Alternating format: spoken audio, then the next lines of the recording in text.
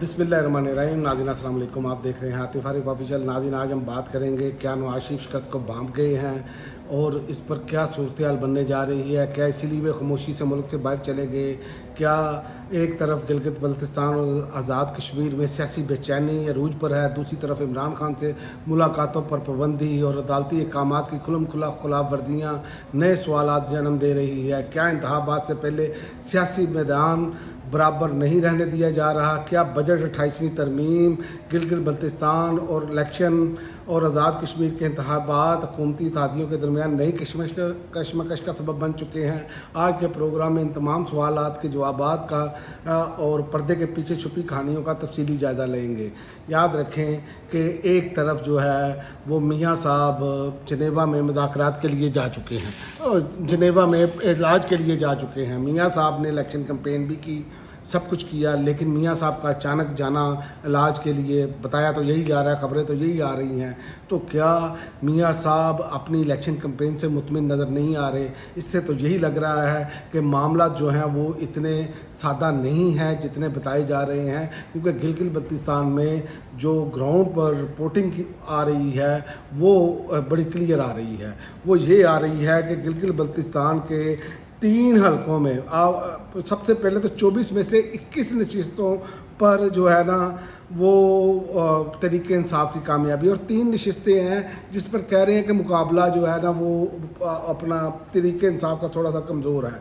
उसमें एक है कि गिलगित GBLA 17 दियामिर, GBLA 21 गज़र और गिलगित बल्तिस्तान के ये तीनों जो हैं, एक 17 है और एक है 21। इन तीनों हल्कों में इमरान खान के जो हमायत याफ्ता उम्मीदवार हैं वो इसमें तो कह रहे हैं कि वो अब इतने ज़्यादा मजबूत नहीं हैं। बाकी में तो वो कह रहे हैं क्लीन स्वीप है।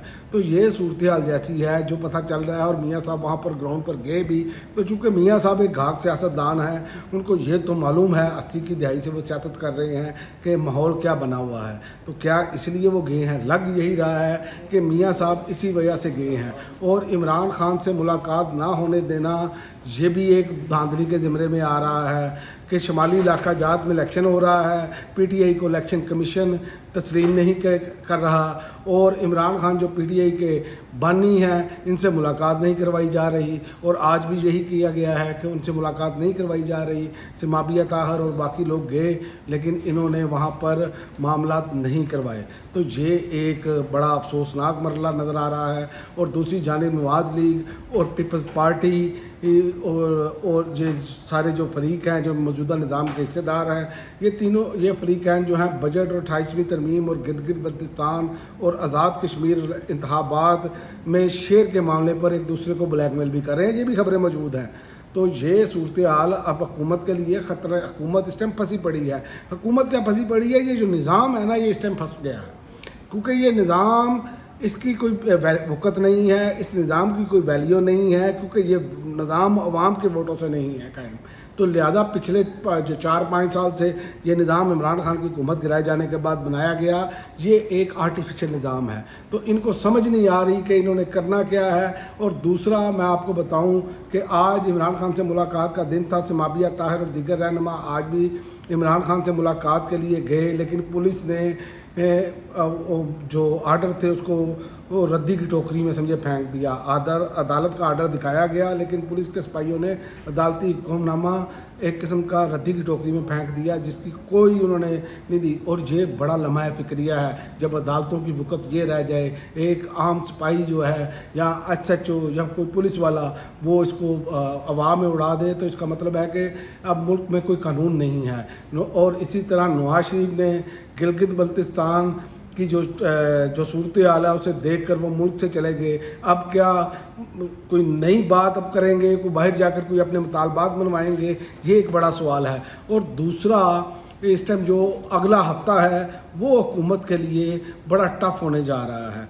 उसकी वजह मैं आपको बता देता हूँ कि अगला हफ्ता क्यों टफ होने जा रहा है। उसकी वजह है कि गिलगित बल्तिस्तान में इलेक्शन, कश्मीर में लॉन्ग मार्च उन्होंने ऐलान किया हुआ है, और तरीके इंसाफ का एहतजाजी प्लान भी है कि बजट के दौरान वो भी, और एक ये भी है कि असम्बलियों से इस्तीफे भी आ सकते हैं। سوائے KPK کے باقی تمام جگہوں سے استعفے دے دیں تو یہ نظام ایک ایسے بحران میں گر جائے گا، یہ حکومت ایسے بحران میں گر جائے گی کہ جس میں سے اس کو نکلنا جو ہے وہ انتہائی مشکل ہو جائے گا۔ لیکن دیکھتے ہیں تحریک انصاف اپنے کارڈ کس طرح کھیلتی ہے، کیونکہ اسمبلیوں کے حوالے سے میں آپ کو بتا دوں کہ عمران خان یہ پہلے ہی بتا چکے ہیں ان کو کہ جب بیرسٹر سلمان صفدر کہہ رہے کہ انہوں نے میری ملاقاتیں روکی ہیں تو ان کو چاہیے کہ اسمبلیوں سے استعفے دے دیں، لیکن چونکہ تحریک انصاف کے جو پارلیمنٹ میں بیٹھے لوگ ہیں ان کا پارلیمنٹ سے نکلنے کو دل نہیں چاہتا۔ اس کی وجہ یہ ہے کہ یہ مفت میں جیت کر آئے ہیں، کوئی کمپین نہیں کرنی پڑی ان کو، ان کا کوئی پیسہ دھیلا نہیں لگا، عوام نے عمران خان کی رہائی کے لیے ان کو ووٹ ڈالا، عمران خان کے نظریے کو ووٹ ڈالا اور یہ اس پر سام بن کر بیٹھ گئے۔